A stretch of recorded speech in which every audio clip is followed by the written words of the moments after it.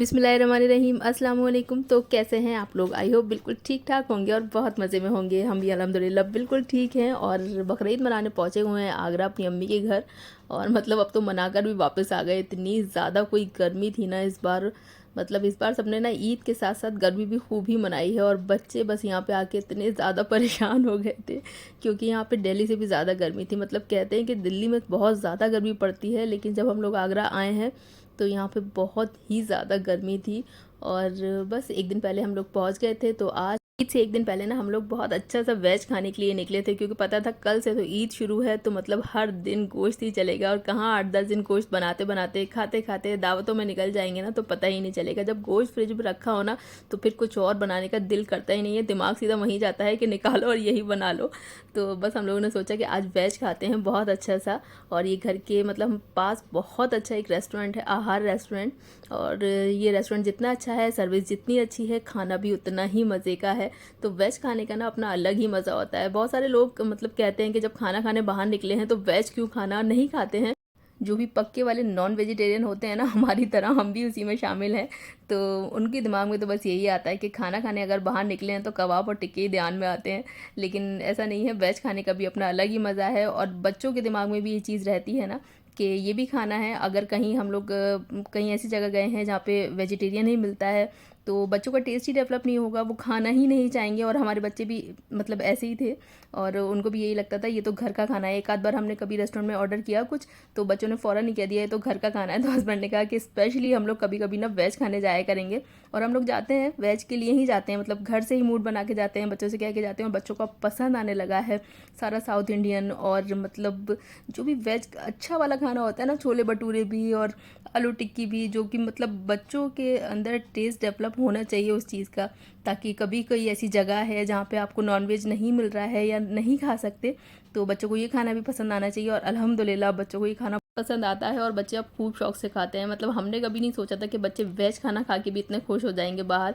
क्योंकि बच्चों को मतलब हफ्ते 2 हफ्ते में बाहर लेके ही जाना होता है। जिस तरह के मतलब माहौल में हम लोग रहते हैं ना, बिल्कुल बंद बंद वाले में, तो यही एक मूड फ्रेश करने का, बच्चों को थोड़ी सी हवा लगाने का एक तरीका है कि उनको बाहर ले जाते हैं, खाना वाना खिला देते हैं, तो बच्चे थोड़े से फ्रेश हो जाते हैं और कुछ भी नहीं।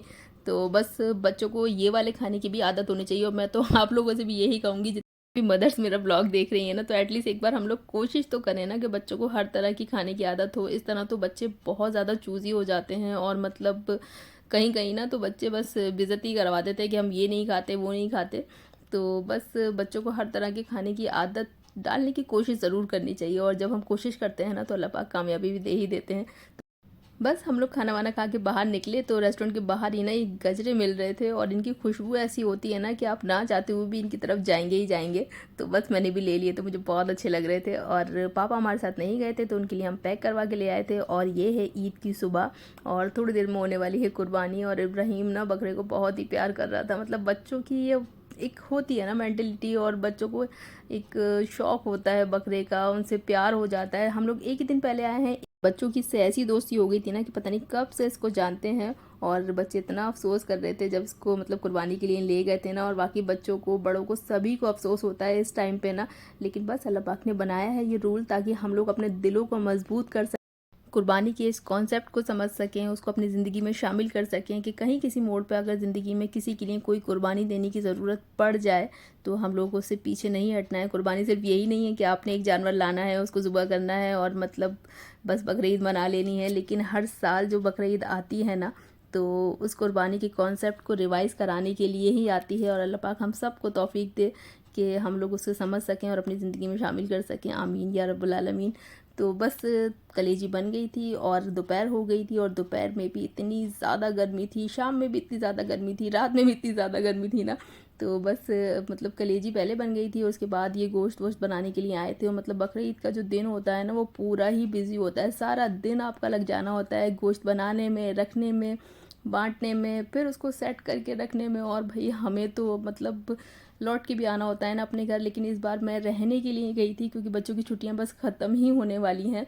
तो मैंने कहा मैं इस बार रह कर आऊँगी। और मेरे मतलब महीनों से टिकट हुए हुए थे कि मुझे 8-10 दिन रह के आना है, 1 हफ्ते रहना था मुझे और संडे में लौट के आना था। लेकिन हुआ कुछ ऐसा ना वहाँ पे कि हम लोगों को फ़ौरन ही नेक्स्ट डे वापस आना पड़ा और अचानक से। तो हुआ कुछ ऐसा था हमारे साथ कि मतलब हमारे महीनों के टिकट हुए हुए ना बेकार हो गए।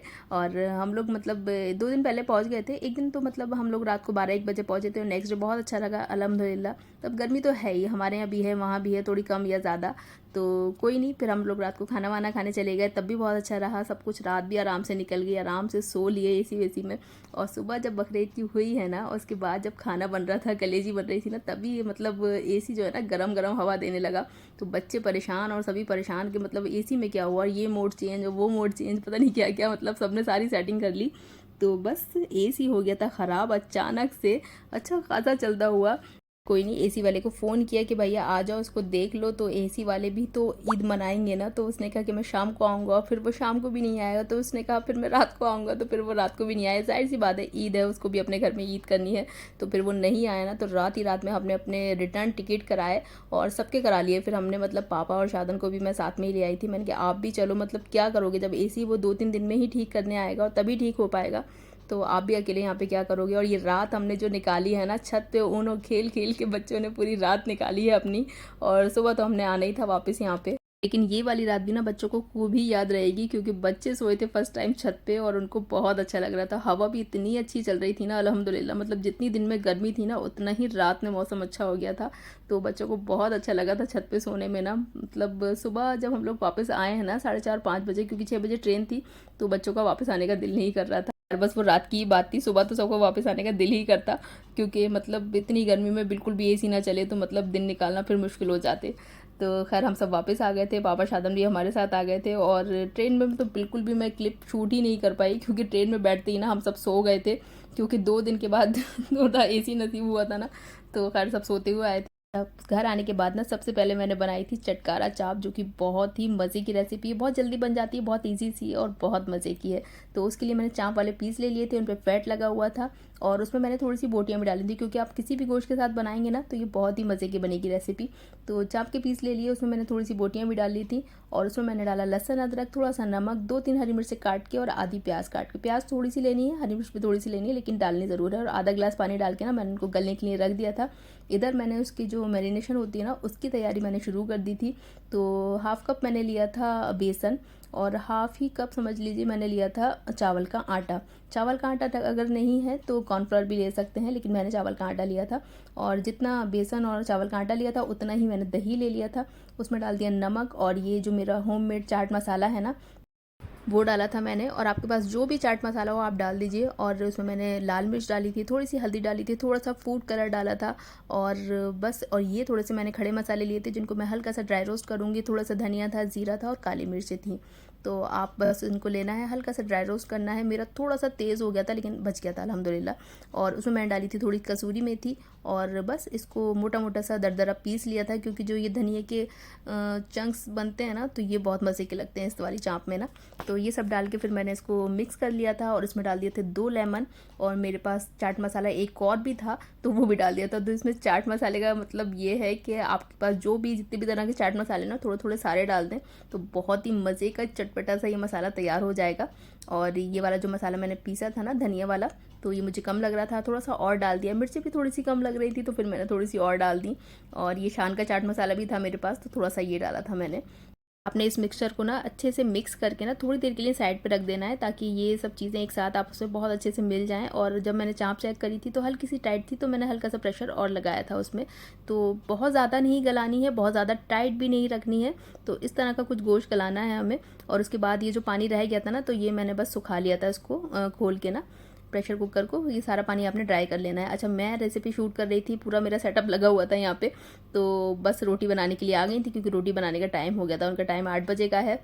तो मैंने कहा चलो आप अपनी रोटी बनाओ। तो पहले उनको जगह दी और वो अपनी रोटी जब बना के गई है ना तो फिर से मैंने वहाँ से सारा साफ़ किया और फिर मैंने अपनी रेसिपी दोबारा शूट करना शुरू करी। तो मतलब बहुत मसले हैं रेसिपी शूट करने में भी और गर्मी में तो और भी ज़्यादा।